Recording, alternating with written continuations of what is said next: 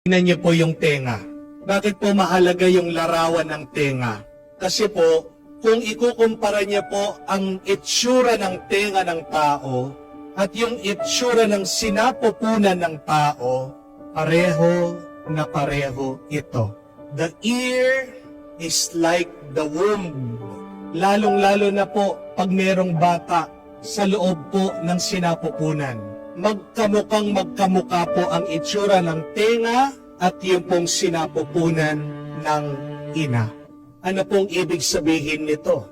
Na ang tenga natin ay parang sinapupunan. Na kung ano man ang dumadapo diyan na naririnig mo, lumalaki, tumutubo, nagkakaroon ng laman. Kaya nga, kung nakikinig ka sa masama, anong iyong mararanasan, mararamdaman? Masama. Kung nakikinig ka sa mabuti, ano po ang iyong mararamdaman, mararanasan? Kung hindi, mabuti. Ito lang po ang aking pinagtatakan. Bakit tayo mga tao, alam na natin na pag may nagchichismis sa atin, pag may naninira sa atin, ang hilig pa nating nakikinig sa kanila. Di po ba? Pag merong nakapagsabi sa'yo, uy, nabasa mo ba yung pinos ni ganyan? Parang ikaw yun ah. Anong gagawin natin? Pupunta tayo doon sa Facebook niya, doon sa profile niya, babasahin mo. Ako nga to. Magre-react ka, magwawala ka, makikipag-away ka. Bakit? Pag may nagpaparinig sa'yo, ang hilig mong binibigyan ng oras at panahon, sumasama ang iyong loob, umiiyak ka. Yung iba gusto pa nga magpakamatay dahil daw hindi sila tinitigilan. Meron naman tayong pwedeng gawin eh. Di po ba? Kung ayaw mo yung sinasabi nila tungkol sa iyo, edi umalis ka. Kung hindi ka naman makaalis, edi magbingi-bingian ka. Ang galing nga natin minsan magbingi-bingihan sa mga nagpapalimos sa atin eh. Di po ba? Pag ayaw mo yung isang tao, ang galing mo, natakpan, ignore, wag pansinin yung mga taong yan. Pero bakit hindi natin maiwasan na maging bingi sa mga masasamang pananalita ng iba tungkol sa atin? Nakakapagtaka, pagdating sa paninira, pagdating sa masama, ang bilis nating makinig.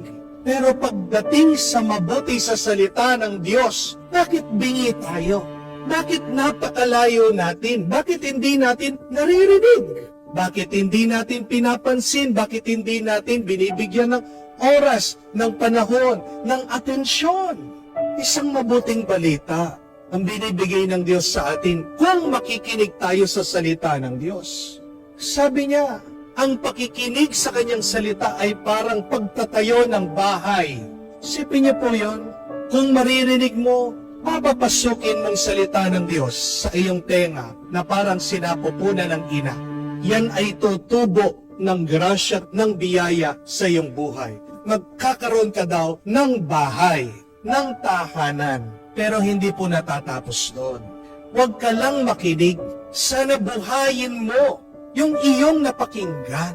Dahil pag narinig mo at kumilos ka, sinundan mo ang kagustuhan ng Diyos, hindi ka lang pagkakalooban ng bahay, pero matibay, matatag na bahay.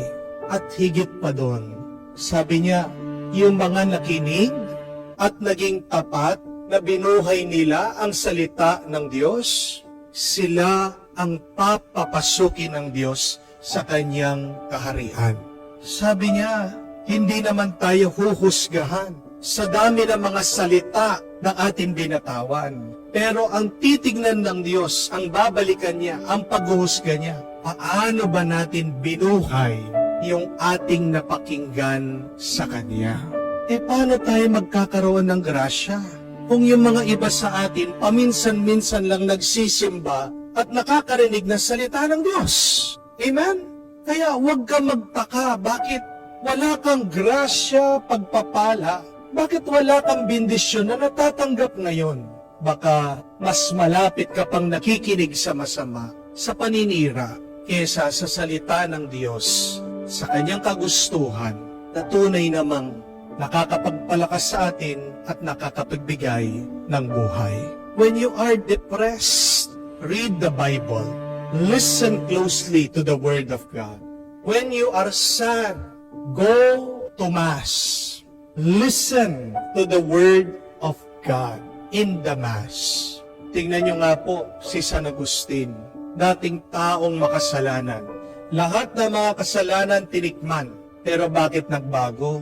Napadaan lang sa simbahan at narinig ang sermon ng pari, si San Ambrosio. Ang salita ng Diyos dumapo sa kanyang tenga at ito po ay namunga, umusbong, sinilang sa kanyang puso. Dahil lang sa simple na salita ng Diyos, ito po ang simula ng pagbabagong buhay niya at dito din po sinilang ang isang banal na tao. Kaya mga kapatid, tandaan niyo po ito. Pwede mong piliin kung ano ang iyong pinakikinggan. Huwag kang maging biktima ng paninira ng ibang tao. Huwag mo nang hanapin yung mga masamang sinasabi nila sa iyo. At sana takpan mo ang iyong mga tenga pag nakakarinig ka ng masama. Dahil tandaan mo, anuman ang pumasok sa iyong tenga, yan ay mamumunga at lalaki sa iyong puso, sa iyong damdamin. Diyan ka nakakaranas ng masama dahil nakinig ka sa masama. Hanapin natin, pakinggan, ang mabuting salita ng Diyos. At subukan nating buhayin ito sa ating buhay. Makikita mo magbabago ang iyong karanasan o magiging masaya ka. At hanggang sa susunod na buhay, ikaw ay papapasukin ng Diyos. At tatanggapin mo ang walhati, ang ligaya, ang liwanag ng Diyos.